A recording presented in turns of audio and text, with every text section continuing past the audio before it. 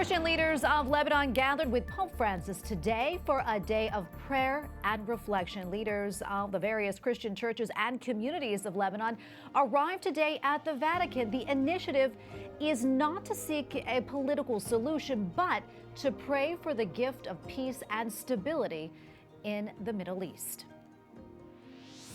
EWTN Newsroom correspondent Colm Flynn joins us now. Colm, great to see you. So what can you tell us about this day and who was involved?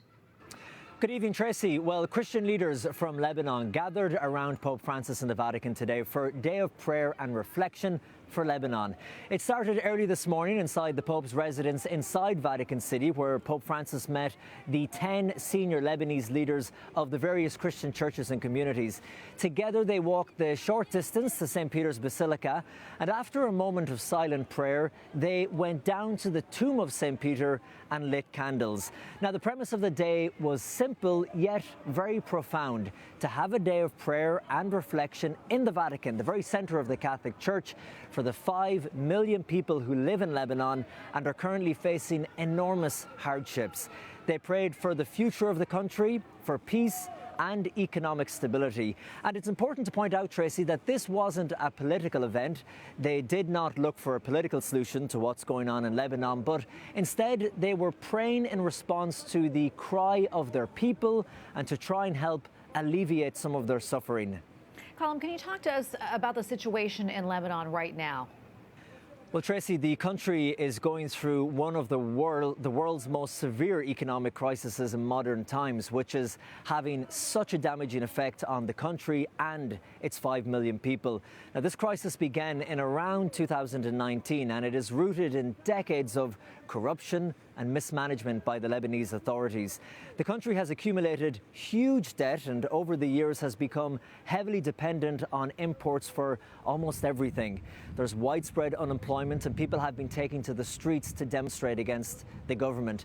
And you'll remember in August of 2020, there was that huge explosion at the fertilizer storage facility at the port in Beirut. That explosion was so great, it tore through the city and killed at least 190 people, injured over 6,000 people, and caused over $10 billion in damage. Today, the Lebanese pound has lost more than 90% of its value against the US dollar since 2019. And of course, inflation has skyrocketed, wiping out people's wages, causing food prices to triple, and so on. The government has also introduced tighter restrictions on bank accounts, making sure that people are unable to withdraw their savings or transfer money abroad as much as they normally would be able to.